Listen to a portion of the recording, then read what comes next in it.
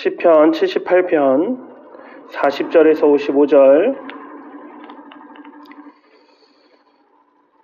함께 한 목소리로 합독하여 읽겠습니다. 그들이 광야에서 그들에게 반항하며 사막에서 그를 슬프시게 함이 몇 번인가. 그들이 돌이켜 하나님을 거듭 시험하며 이스라엘의 거룩하신 이를 노엽게 하였도다.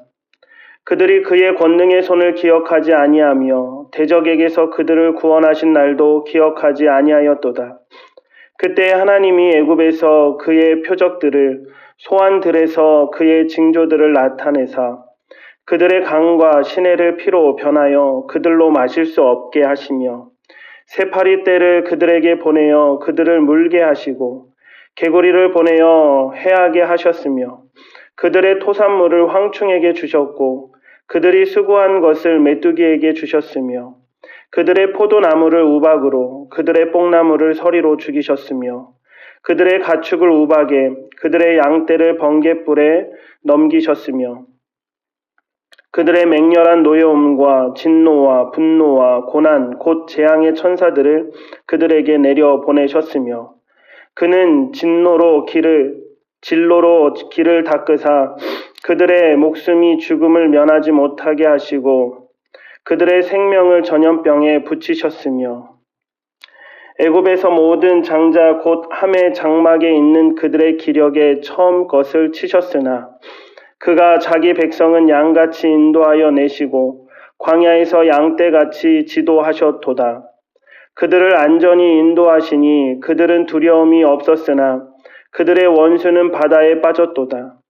그들을 그의 성소의 영역 곧 그의 오른손으로 만드신 산으로 인도하시고 또 나라를 그들의 앞에서 쫓아내시며 줄을 쳐서 그들의 소유를 분배하시고 이스라엘 지파들이 그들의 장막에 살게 하셨도다. 아멘.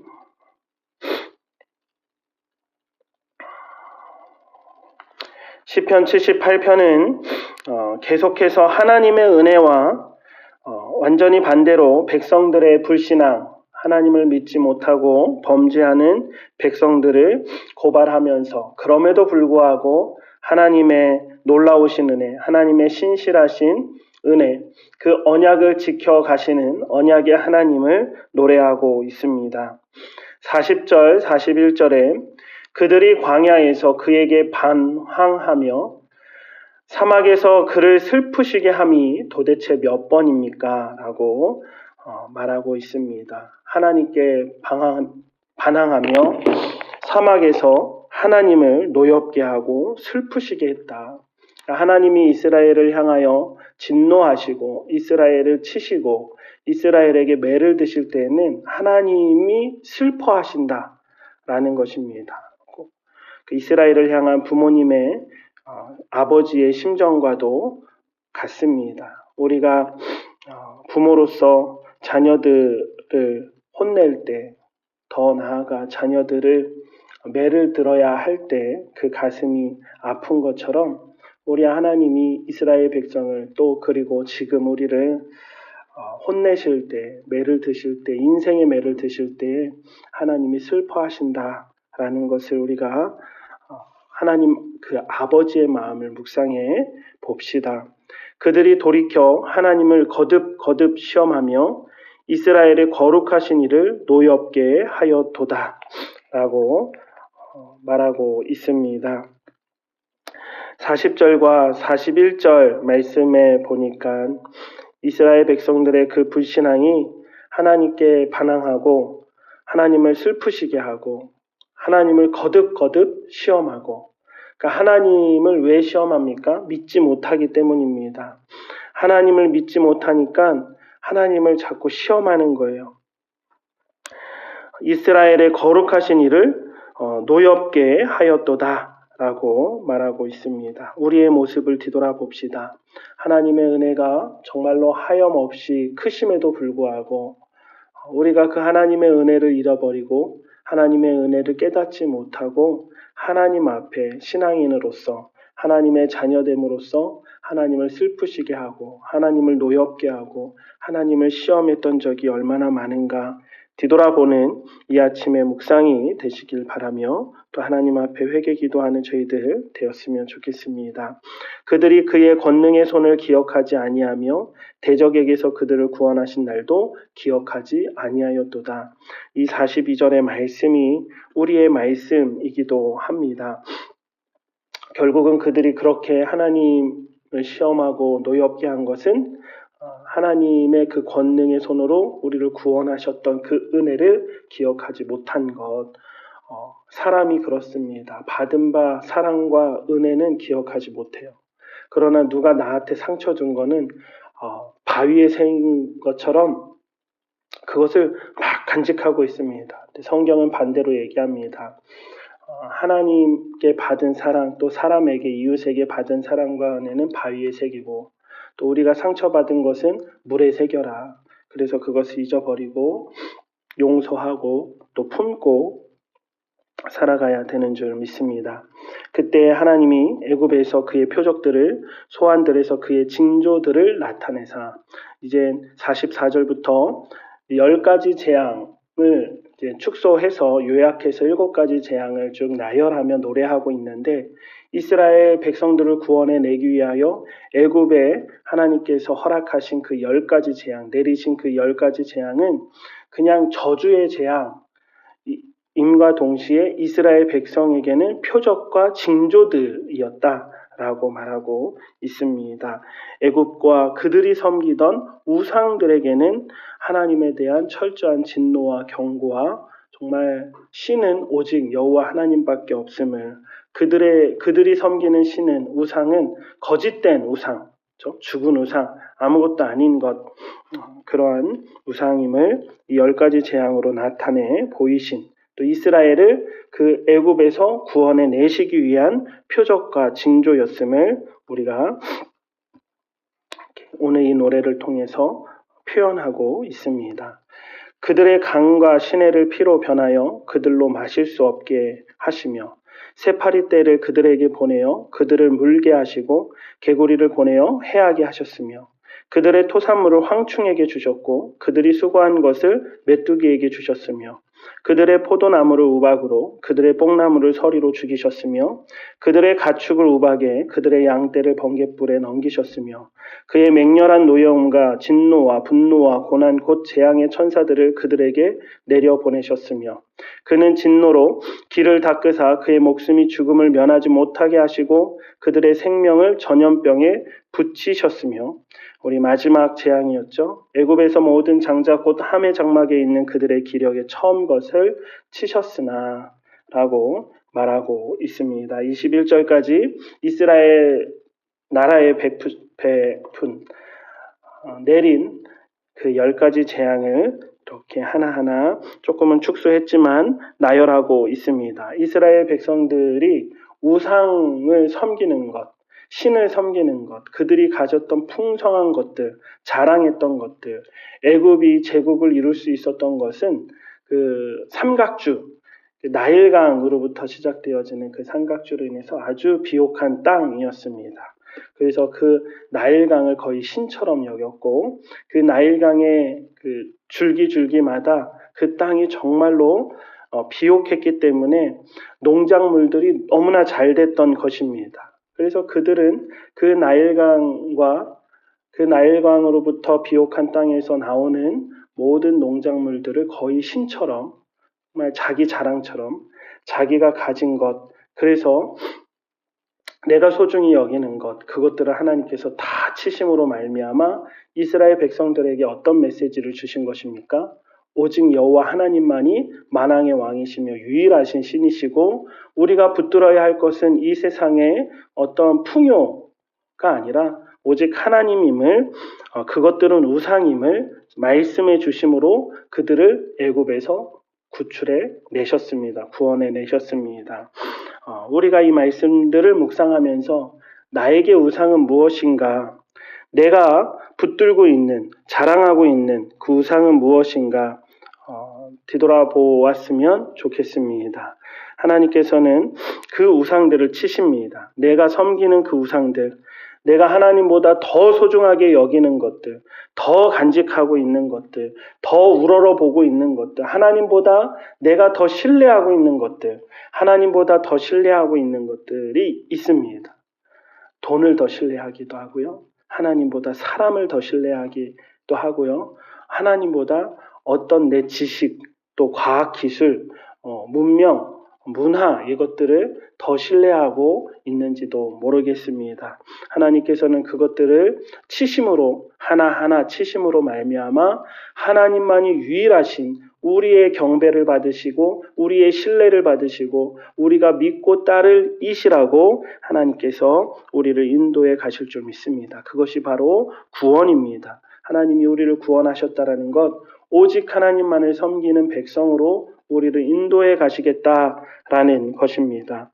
그래서 그들에게는 그렇게 처음 것들을 치심으로 그들에게 징조와 표적을 나타내 보이셨으나 그가 자기 백성은 양같이 인도하여 내시고 광야에서 양떼같이 지도하셨도다라고 말하면서 이스라엘 백성과 하나님의 그 관계를 목자와 어린 양으로 표현하면서 목자가 양들을 이끌고 광야를 인도해낸 것처럼 그 목자들은 양을 위하여 목숨을 바친다.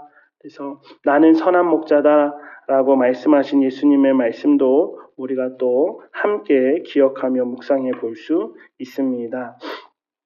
그들을 안전히 인도하시니 그들은 두려움이 없었으나 그들의 원수는 바다에 빠졌도다라고 말하면서 홍해 사건을 이야기합니다. 그 홍해 바다도 하나님께서 기적으로 여시고 그들을 안전히 인도하셨으나 그들은 두려움이 없이 그 길을 걸어갔습니다.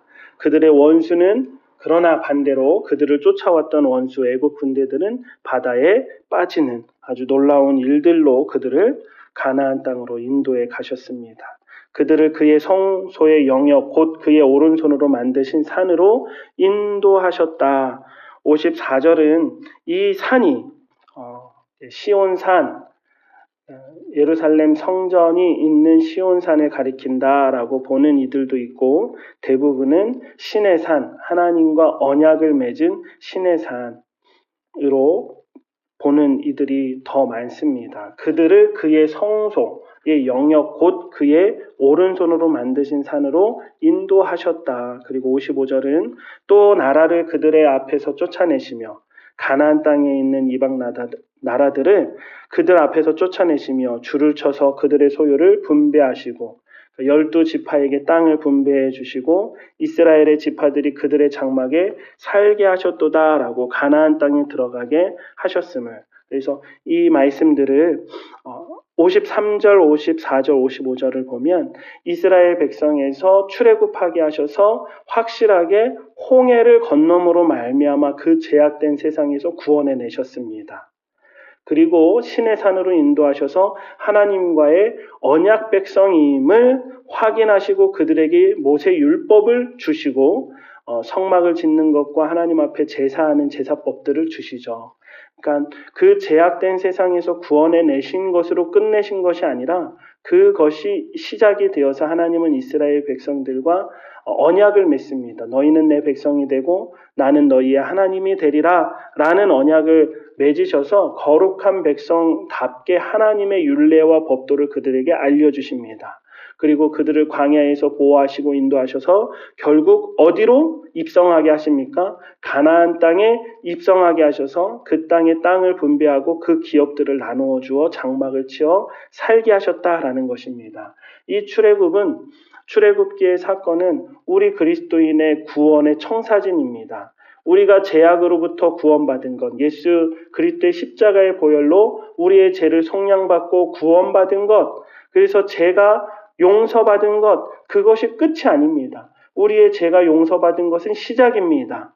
그런 다음에 이 구원받은 것은 하나님의 자녀가 된 것은 끝이 아니라 이제 시작으로서 하나님과의 언약 백성이 되었음을, 하나님의 자녀가 되었음을 확인하고 이제부터 하나님의 율례와 법도를 배우는 순종의 삶, 이 땅의 그 성화의 삶을 살아가게 되는 것입니다.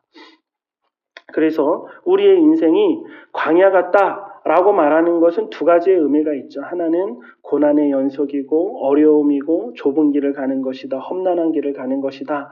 라는 의미가 있지만 반대로는 이 광야의 삶을 통하여 우리가 하나님의 율례와 법도를 배워가며 진정한 하나님의 아들다운, 진정한 하늘나라의 백성다운, 하늘 시민다운 그러한 훈련을 받는 기간입니다. 그래서 결국은 그럼에도 불구하고 그렇게 우리를 끝까지 포기하지 아니하시고 은혜를 베푸시고 붙들어 가시는 그 하나님 왜 그럼에도 불구하고입니까?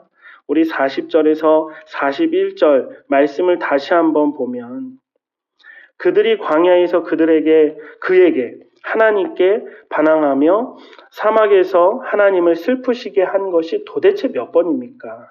그들이 돌이켜 하나님을 거듭거듭 시험하며 이스라엘의 거룩하신 이를 노엽게 하였음에도 불구하고 그럼에도 불구하고 하나님께서는 신실하게 그들을 가나안 땅으로 인도하셨다라는 것을 우리가 기억해 볼 때에 하나님의 은혜가 우리에게 얼마나 놀라운지, 하나님의 은혜 없이는 우리가 저 천국 본향을 향해 달려갈 수 없음을 기억해 볼 수 있습니다. 오늘 이 아침 우리의 모습을 뒤돌아보며 하나님보다 더 내가 소중히 여기고 신뢰하고 붙들고 있었던 모든 우상들을 하나님께서 다 치시고 하나님이 가르치신 바 오직 여호와 하나님만이 유일하신 우리가 섬기고 경배할 만왕의 왕이신 신이시며 하나님이심을 또 우리가 이 광야의 삶을 통하여 목자가 양들의 이끌음과 같이 우리를 저 천국 본향으로 인도해 가시며 우리를 훈련시켜 가실 줄 믿습니다. 오늘 이 아침 이 말씀을 더 마음에 새기고 또 하루를 살아내는 또 이 광야 같은 이 세상이지만 또 광야에서 하나님을 배우며 살아가는 저희 모두가 되시길 주님의 이름으로 축복합니다. 함께 기도드리겠습니다. 사랑과 은혜가 충만하신 하나님, 오늘도 우리에게 이 말씀으로 훈련시켜 주시고 이 말씀으로 깨닫게 하시고 이 말씀으로 확인하여 다시 한번 하나님을 바라보는 오늘의 삶이 되게 하여 주옵소서. 오늘 하루도 우리에게는 광야 같은 삶이다 할지라도 오히려 이 광야가 하나님을 배우는 시간이 되게 하여 주옵시고 하나님을 배우는 장이 되게 하여 주옵소서. 오늘 우리에게 일어난 모든 일들 가운데 우리와 동행하시는 하나님, 그 동행하시는 하나님과 함께 살아내는 우리의 일상이 되게 하여 주옵소서. 우리에게 닥친 고난과 환난들이 있습니다. 이 고난과 환난들을 통하여 우리가 배워야 할 것이 무엇입니까? 내가 하나님보다 더 신뢰하고 있었던 그 우상들을 하나씩 제거하시며 오직 여호와 하나님만이 만왕의 왕이시고 하나님만이 내가 의지하고 신뢰하고 경배할 이심을 날마다 배워가는, 그래서 고난이 오히려 축복이었나라고 고백되어지는 우리의 고백이 되게 하여 주옵소서. 감사하며 우리 주 예수 그리스도 이름으로 기도드립니다. 아멘. 주님이 가르쳐주신 주기도문으로 함께 기도 드리신 후에 우리 각자 기도하고 묵상하는 이 아침 되시길 바랍니다. 하늘에 계신 우리 아버지, 아버지의 이름을 거룩하게 하시며 아버지의 나라가 오게 하시며 아버지의 뜻이 하늘에서와 같이 땅에서도 이루어지게 하소서. 오늘 우리에게 일용할 양식을 주시고 우리가 우리에게 잘못한 사람을 용서하여 준 것 같이 우리 죄를 용서하여 주시고 우리를 시험에 빠지지 않게 하시고 악에서 구하소서. 나라와 권능과 영광이 영원히 아버지의 것입니다. 아멘.